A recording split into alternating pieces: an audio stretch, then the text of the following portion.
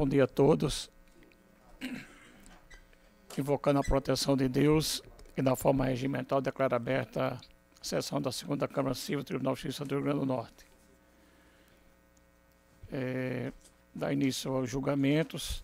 Primeiro aqui a operação civil, aperante JCMP, advogado Ícaro Bruno Fernandes Freitas, e apelado OJDAS, advogado José Moraes Neto. Após o voto do relator, conhecendo e negando provimento ao recurso, perdeu o visto dos votos a desembargadora Berenice Capuchu. A desembargadora Lourdes Azevedo declarou guardar o voto vista. Pelo sistema aqui, a desembargadora Berenice divergiu do voto da minha relatoria.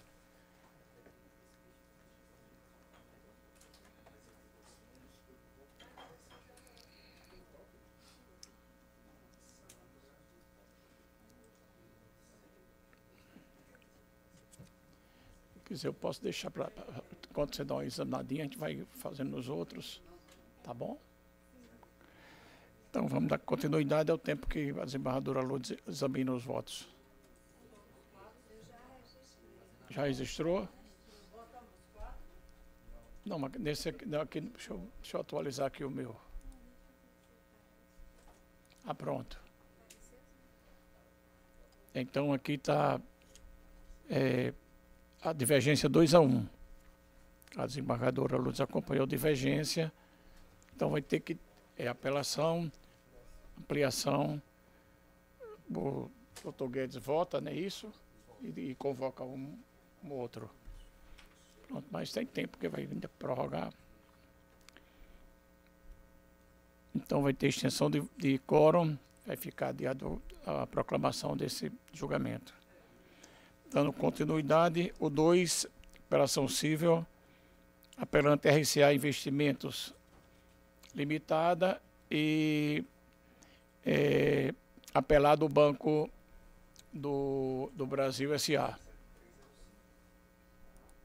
Eu estou inscrito, desembargador.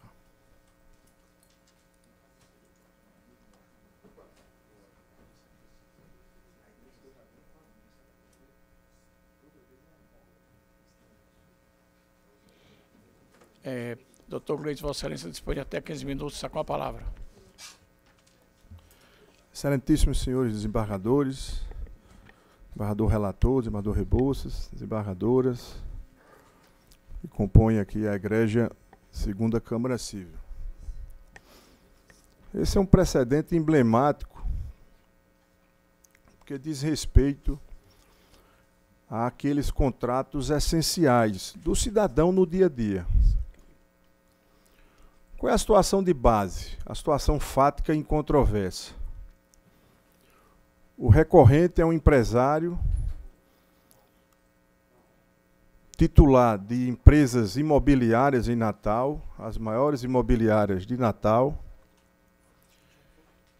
E esse empresário mantém uma conta corrente com o Banco do Brasil há mais de 20 anos.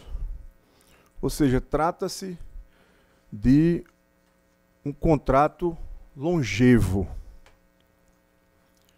De um dia para o outro, sem que houvesse qualquer motivo objetivo, o recorrente recebe uma comunicação do Banco do Brasil dando conta que a sua conta seria encerrada.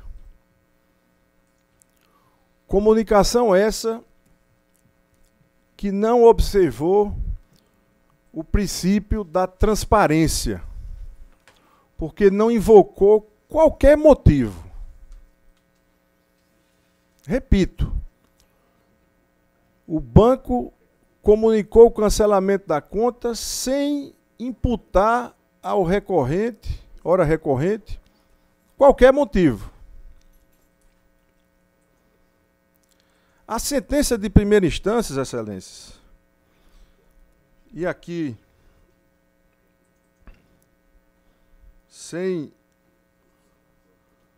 um tom crítico, a sentença de primeira instância traz um precedente, é verdade,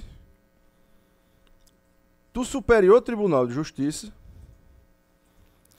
que admite que as instituições financeiras podem cancelar unilateralmente o contrato. Trata-se do recurso especial 1.696.214. Mas, com o devido respeito, o magistrado de piso não leu a ementa toda do julgado. Porque a ementa desse julgado, a despeito de permitir o cancelamento unilateral de um contrato de conta corrente, faz a seguinte ressalva, e aqui eu chamo a atenção com todo o respeito a vossas excelências. Aspas. Item 5 da ementa. Não se exclui naturalmente do crivo do Poder Judiciário a análise casuística de eventual desvirtuamento no encerramento do ajuste, como o inadimplemento dos deveres de informação e de transparência, ou a extinção de uma relação contratual longeva. O que é que nós temos aqui, excelências, nesse caso concreto? Não houve observância do princípio da transparência. Quem é o cidadão hoje que pode viver sem uma conta corrente de um banco? Num mundo desse informatizado, de operações financeiras que nós precisamos fazê-las diuturnamente. O banco não impôs qualquer motivo. Segundo, trata-se de uma relação jurídica longeva. Há mais de 20 anos que o recorrente mantém essa conta corrente.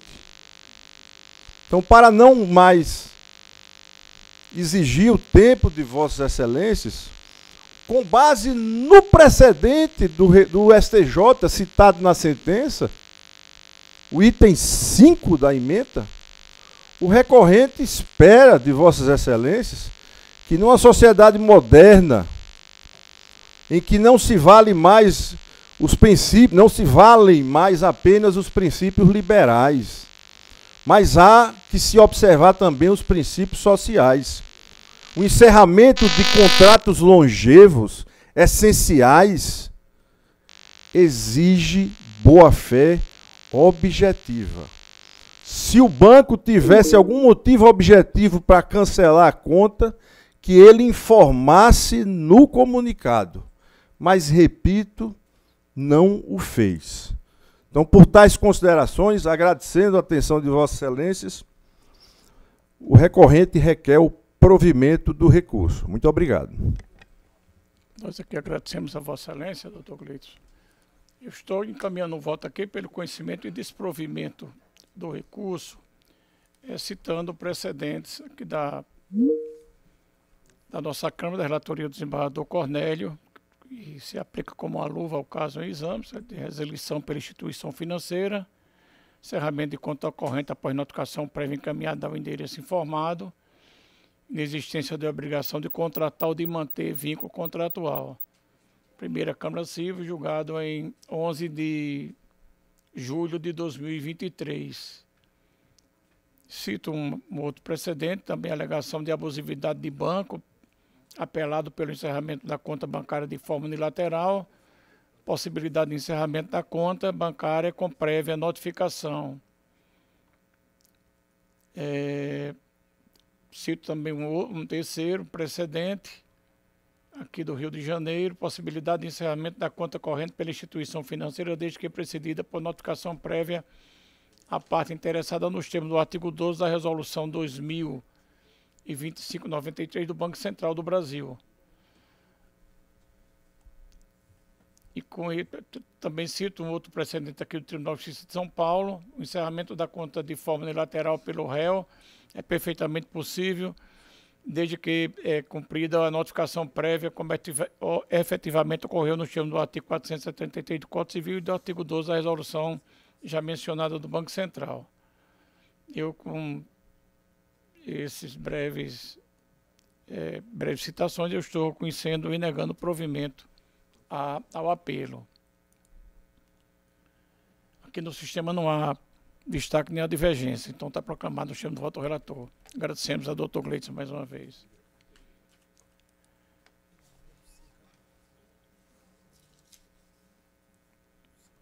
O 5 da pauta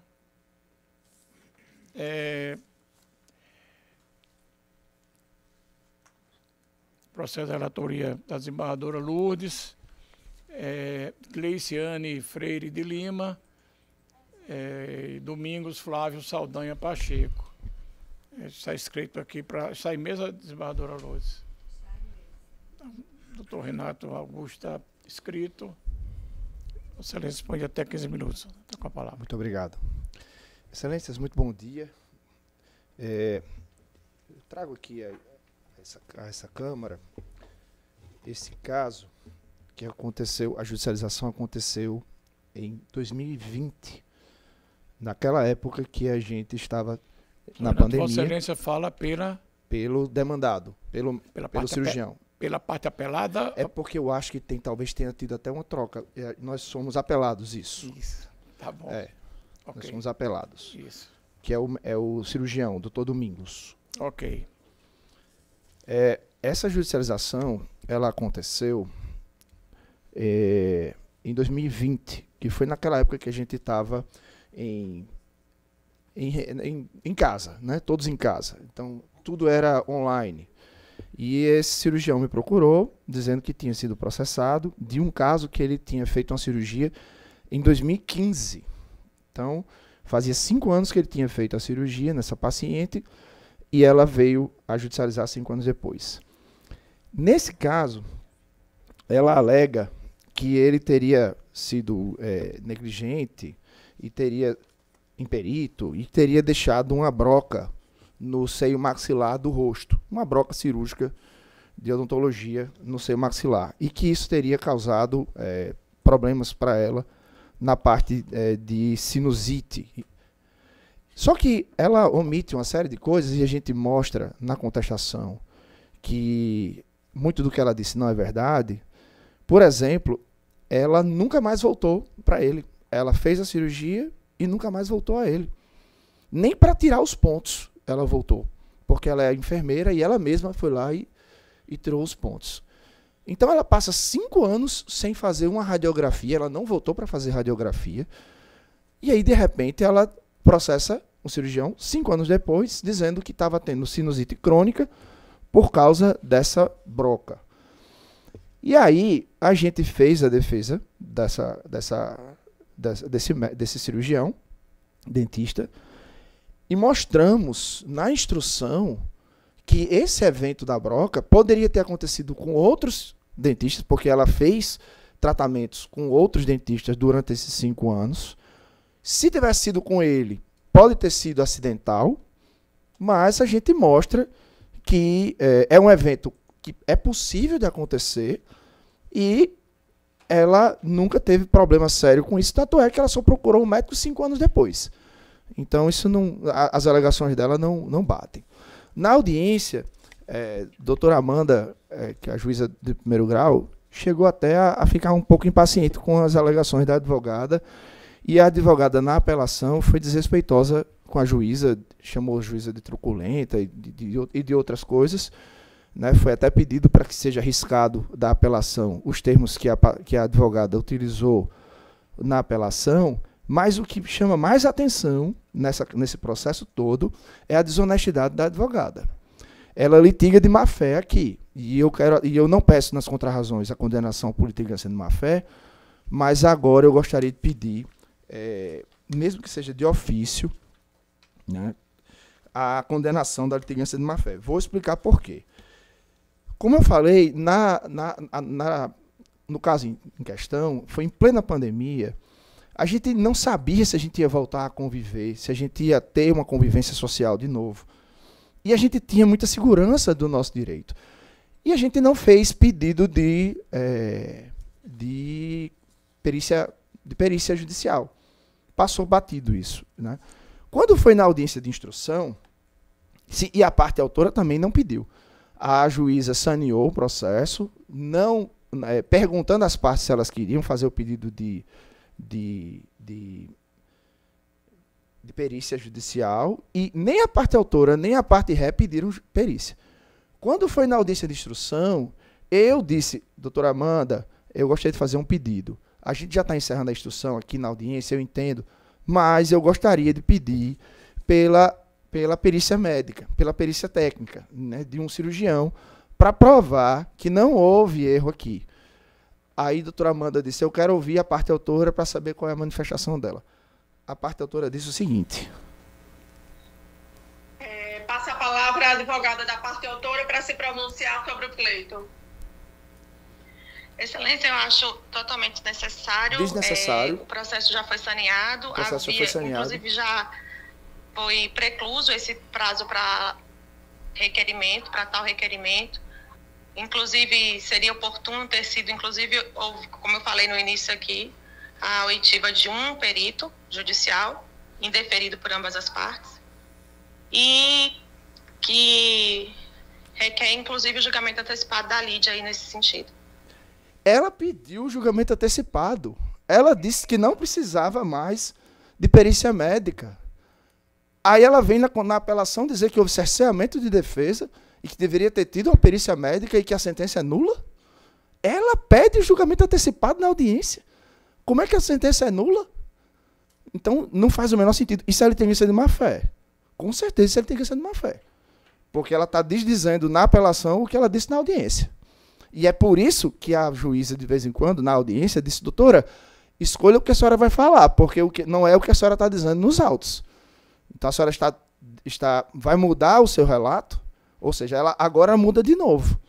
Então, eu gostaria de pedir pela manutenção integral da sentença, porque, doutora Amanda, foi muito certeira. O juiz é o destinatário da prova, artigo 370. A juíza entendeu que não havia necessidade de perícia técnica, porque nos autos a documentação era suficiente. E aí isso não implica em nulidade. E a advogada, ela não pede a nulidade. Ela apela dizendo que ela tem o direito e que ela merece a condenação, mas ela não pede pela perícia. Ela só alega uma nulidade que não existe. Então, eu peço a manutenção da sentença, e peço também a condenação da advogada, da parte autora, em litigância de má-fé, porque na instrução ela fala que não precisa, que pede julgamento antecipado, e agora na apelação ela quer a alegação de nulidade por cerceamento de defesa. Não tem o menor cabimento. Pela atenção, muito obrigado, muito bom dia. Agradecemos a Vossa Excelência também. A relatora está conduzindo o voto pelo conhecimento e provimento da apelação, não é isso?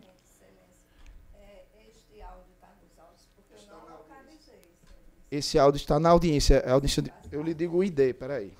Não, eu estou perguntando porque eu não localizei aqui como prova apresentada já nesse sentido. Só um minutinho. O ID 27. Mas a fundamentação que eu utilizei no voto é que o juiz é o destinatário das provas e no momento eu não estava enxergando elementos suficientes para o desvio da causa, porque o artigo 370 do CPC, em busca da verdade real, né, que se vem procurando com a maior intensidade e, portanto, para que seja anulada a sentença e retornando para a produção da prova. É o meu voto, Excelência. Eu olhei aqui no sistema, acompanhado pela desembargadora Berenice e pelo doutor Roberto Guedes. Não, senhor presidente, eu retirei o meu voto, eu estou pedindo vista. Ok. Então, peço vista dos autos. após o voto da relatora, o doutor Roberto Guedes pediu vista dos autos. Obrigado, Excelência. Doutor Roberto, se Vossa Excelência quiser anotar, é o ID 27-20-1852, aos 26 minutos e 20 segundos da audiência. É o momento que a advogada fala isso. Muito obrigado a todos. Muito bom dia. Então, vista, doutor Vou Roberto. examinar esse dólar. É bom. Dando continuidade, o 9 da pauta.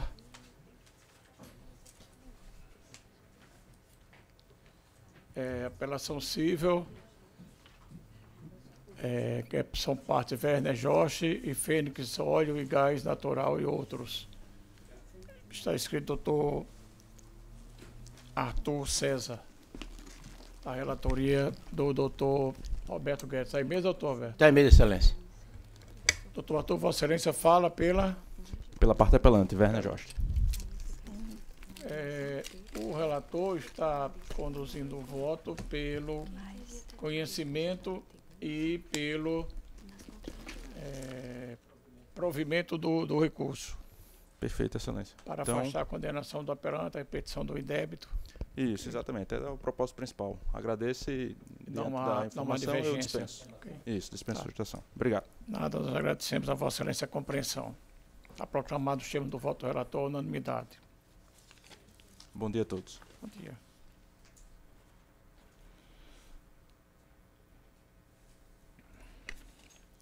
Tem outro aqui, não? Esse.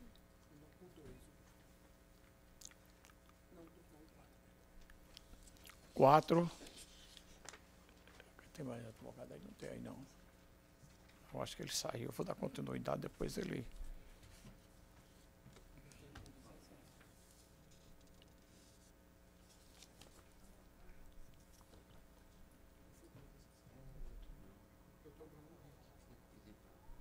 Não, seguradinha, né? Ok. Então, dando continuidade aqui aos processos, o 3 eu sou impedido, vou deixar para... O 4 é esse que o doutor Bruno Henrique foi lá na outra Câmara. O 5 foi pedido de vista do doutor Roberto Guedes. O 6 é agravante Clínica de Radiologia e Ultrassonografia Limitada. Agravada GE Realty Care do Brasil. Relatoria do Dr. Guedes. Aí mesmo, doutor Guedes? Não tem advogado aqui. Estão escritos aqui, não sei se está na sala virtual. Tem algum advogado? Não. Tem, mas aqui é Mariana Amaral de Melo, doutora Mariana Amaral de Melo, doutor Antônio Augusto Garcia Leal, Gustavo Lopes Figueiredo, Nelson Monteiro de Carvalho Neto, Paulo Eduardo Machado Oliveira de Barcelos. Estão presentes? Não estão? Então, o relator conheceu e deu provimento ao recurso. E não há divergência, está proclamado o termo do voto de Sua Excelência.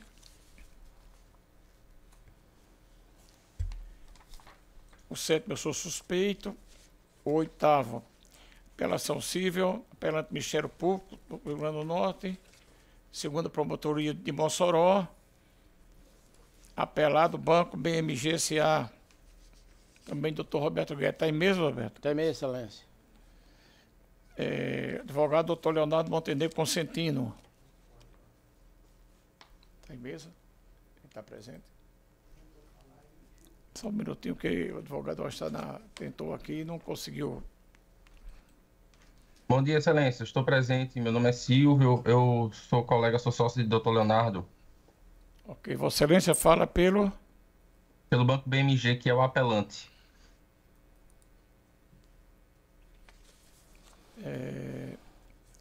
O relator está caminhando o voto pelo conhecimento e provimento do recurso.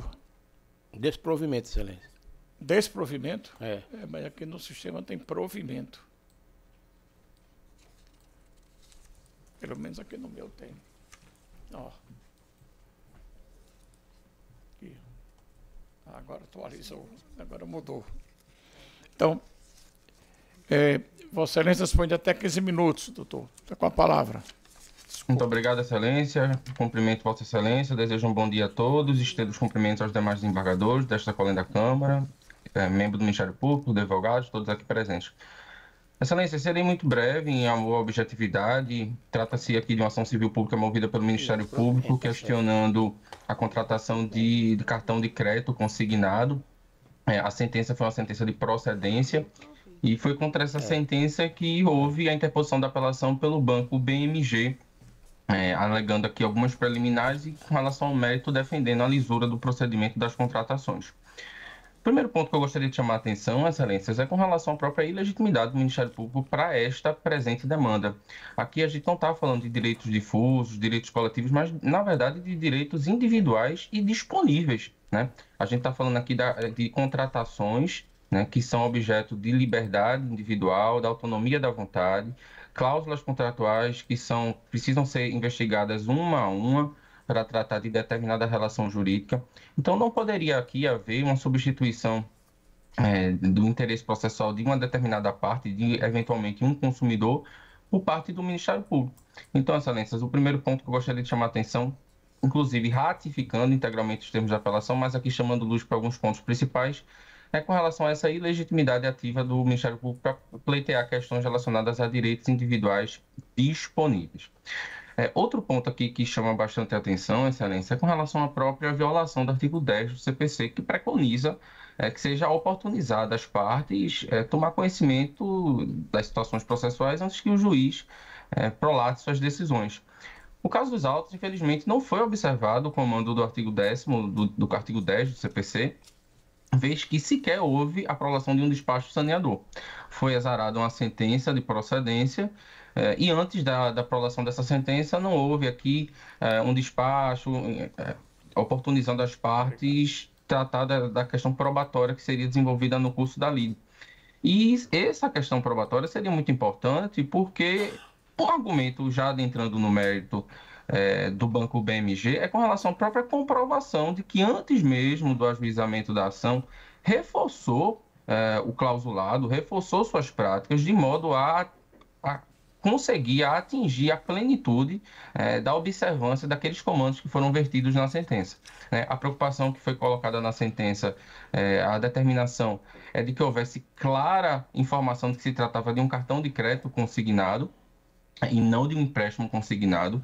E essas informações que deixavam clara a diferença do objeto discutido no contrato foi cumprido pelo banco, né? Ele trouxe essas questões que não foram oportunamente observadas na sentença, que inclusive vedou a dilação probatória, né? Foi uma decisão surpresa, em clara afronta ao artigo 10 do CPC e que acabou, como consectário lógico, violando o interesse, a ampla defesa e o contraditório. Essas informações claras, que se tratava de um empréstimo, que não se tratava de um empréstimo consignado, mas sim de um cartão de crédito consignado, o banco demonstrou que essas informações estavam no próprio plástico do cartão de crédito. Essas informações estavam no contrato de adesão, no termo de consentimento, e não fosse o suficiente na própria fatura do cartão de crédito. Então, o banco demonstrou, já adentrando no mérito, que as práticas de trazer uma informação clara e precisa acerca do objeto contratual estavam sendo plenamente atendidas, de modo que houve, inclusive, deveria ser reconhecida, inclusive, a falta de interesse de agir por parte do Ministério Público na medida em que o objeto do contrato já estava sendo plenamente informado, de forma clara, precisa, destacada, sem nenhuma margem para dúvidas. E aí, já adentrando no final da sustentação oral, excelências, gostaria também de destacar que não houve aqui nenhuma demonstração de violação de direitos da personalidade ou de qualquer prática por parte do banco que pudesse infringir aqui um abalo moral coletivo. Então, a gente pede também, o banco pede pelo desprovimento, pela improcedência do pedido de indenização por danos morais ou, subsidiariamente, que haja uma redução substancial. São essas minhas palavras e peço, então, pelo provimento da apelação do Banco BMG e agradeço a Vossa Excelência. Agradecemos a Vossa Excelência também pela sustentação. O relator ele está encaminhando o voto pelo conhecimento e desprovimento do recurso, inclusive também com a rejeição das preliminares sustentadas. Pois é, eu digo aqui bem simples, que há 3 questões em discussão, senhor presidente, a definir. Primeiro, se definir se o Ministério Público detém legitimidade ativa para propor a demanda de defesa de direitos dos consumidores. 2, verificar se há interesse processual e se houve cerceamento de defesa. E o outro, avaliar a configuração da prática abusiva na contratação de cartão de crédito consignados e a fixação de indenização por danos morais coletivos. O Ministério Público detém legitimidade ativa em ações que visam a proteção de direitos difusos e coletivos dos consumidores, conforme previsto nos artigos 81 e 82 do Código de Defesa do Consumidor. Eu digo que há interesse processual diante da violação de direitos consumeristas e da necessidade de intervenção judicial para cessar práticas abusivas e reparar danos em observância ao princípio da inafastabilidade da jurisdição.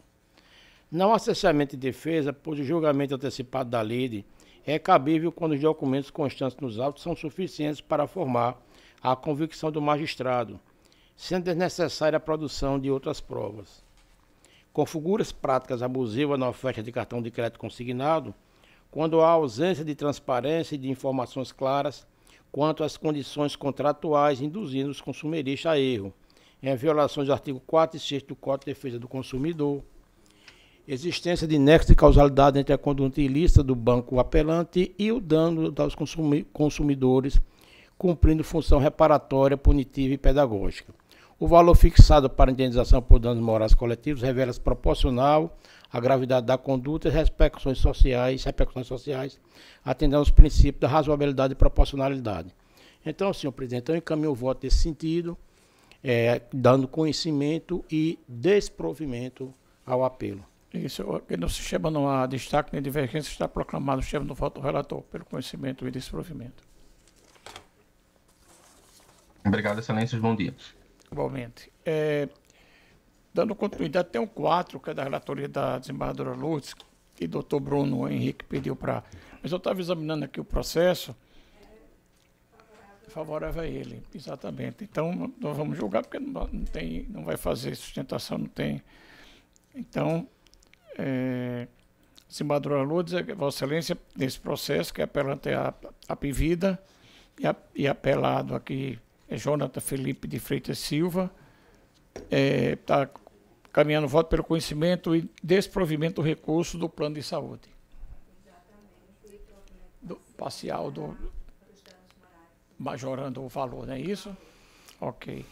Não há divergência. Está proclamado o sistema do voto da relatora. Aqui está faltando o 3, que eu sou impedido, vou passar a presidência a Vossa Excelência, e o 7, que eu sou suspeito. Vossa Excelência está com a presidência, desembargadora Lourdes. Recebo a presidência, então é a apelação civil 081-2690, dígito 91-2024.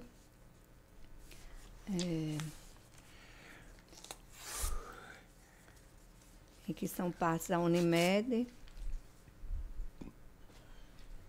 Sim, e o meu voto já está no sistema. Tem algum advogado para sustentar? Na sala virtual se encontra algum advogado? Não, acho que não tem, não. Então, não tendo nenhum advogado, o meu voto foi proferido no sentido de negar provimento ao recurso, mantendo a sentença na sua integralidade. E está acompanhado pelo desembargador Roberto Guedes e pela desembargadora Berenice. Então, proclamado o resultado. Agora o número 7. Em julgamento, apelação civil 080-2402, dígito 73-2023, da relatoria do doutor Roberto Guedes. Está em mesa? Está em mesa, excelência. Então, algum advogado para sustentação oral?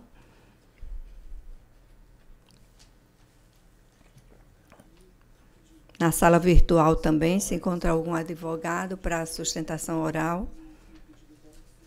Então, não existindo,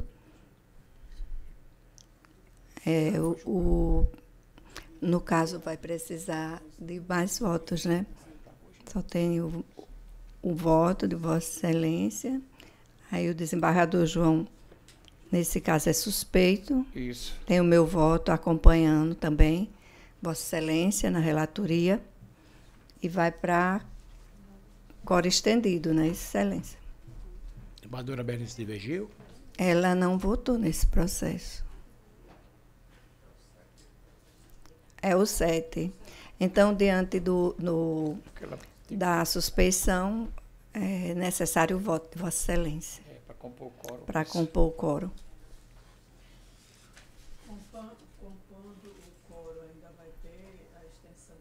Não. Dependendo se a senhora acompanha um relator ou não.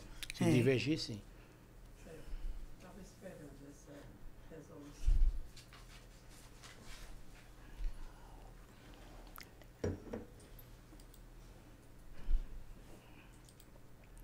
Então, neste caso...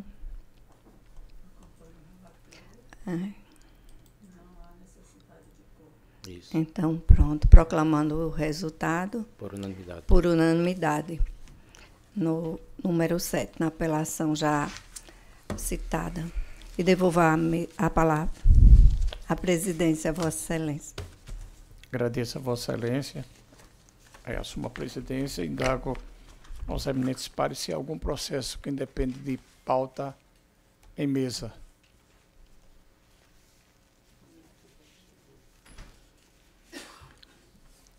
Doutor Bruno, Vossa Excelência, tenho 4 aqui da pauta, mas a eminente relatora, desembargadora Lourdes, encaminhou o voto pelo conhecimento e desprovimento do recurso da Apvida e pelo provimento parcial do de Vossa Excelência, elevando o dano moral para R$5 mil. Eu acho que esse tem uma discussão além disso. Eu vou, se o provimento do recurso for exclusivamente no sentido do dano, eu vou precisar sustentar, porque tem uma... O provimento da sentença tem uma limitação ao valor da tabela e a operadora não tem rede credenciada. A juíza condicionou essa tabela a existir isso não de rede. Então, eu tinha aqui adiantado... Foi adiantado entendendo, eu não sabia dessa particularidade, mas se vocês... Porque eu preciso fazer uma consideração, porque a magistrada ela limitou o valor da tabela existindo ou não rede credenciada. Então, isso é o mesmo que viabilizar o tratamento, porque a parte aí, eu não me recordo, mas eu acho que ele é beneficiário até de um BPC, ele não vai ter condições de pagar uma diferença. Não é porque existe livre escolha, porque se fosse a Unimed, eu não estava nem preocupado, porque a Unimed tem rede credenciada, mas a minha vida não tem nada. Inclusive, eu estou aqui rouco de uma sustentação oral que eu fiz agora na primeira Câmara, que eu precisei enaltecer lá a forma que a Apvida vem tratando, não é a parte, não, já é o judiciário. Já é o judiciário. Eles não cumprem nada, não fazem nada, ficam brincando de processo. Então, infelizmente, nesse ponto, como eu estava na outra Câmara, eu tinha tempo de fato para esperar um pouco, porque tem essa nuance, entendeu, desembargador João Rebouças?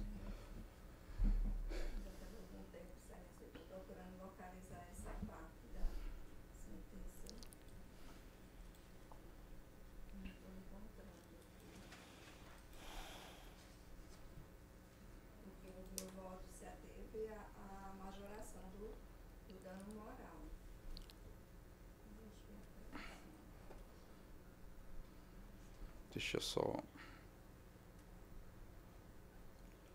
E a apelação dele pediu? Está no dispositivo da sentença desembargadora.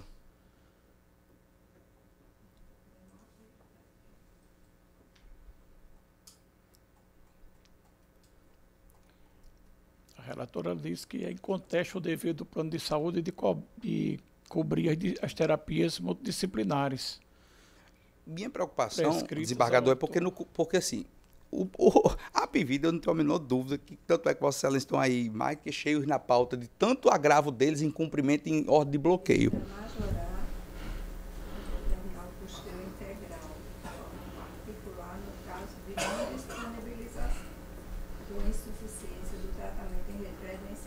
Então, nesse caso, está sendo mantido pela própria plano de saúde, porque a gente ainda não tínhamos autos que houve descumprimento do fornecimento desse tratamento. Mas não, desembargador, é porque a magistrada, ela coloca no dispositivo, e aí se a gente vai estar diante, vai formar uma coisa julgada.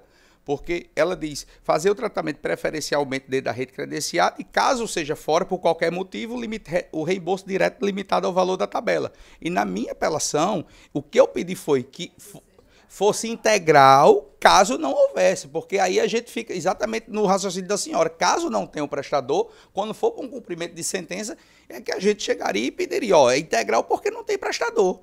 Mas não tiraria, entenda, não seria prioritariamente dentro do... fora da rede, não. Seria dentro da rede. E caso ainda exista prestador, que a gente estaria falando do reembolso integral, que inclusive esse é o entendimento de Vossa Excelência nas mais variadas decisões.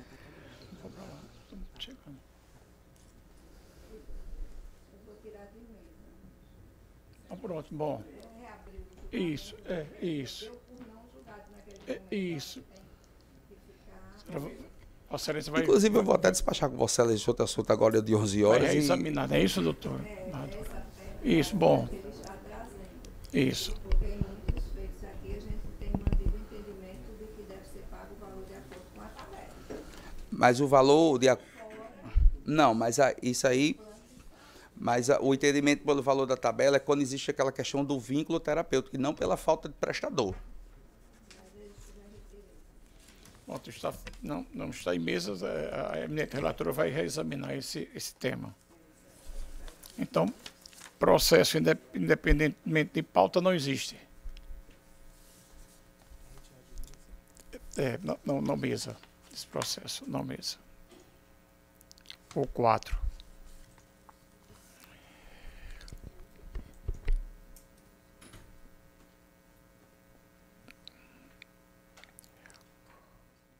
Não havendo mais processo a julgamento, declaro encerrada a sessão judicial. Declaro aberta a ordem administrativa. A presidência propõe um voto de pesar pelo falecimento do senhor Valmir Medeiros, esposo da senhora Leila Raquel Marinho, aqui redatora da segunda Câmara, ocorrido ontem, dia 10 de fevereiro. Todos aprovam, né? Acompanhe, Excelência. Acompanhe, sim. Uma morte inesperada. Não é. Não tenho mais proposição desembargadora Lourdes. Embargadora Berenice. Doutor Guedes. Não, Excelência. Então, agradecendo a presença de todos, declaro encerrada a presente sessão.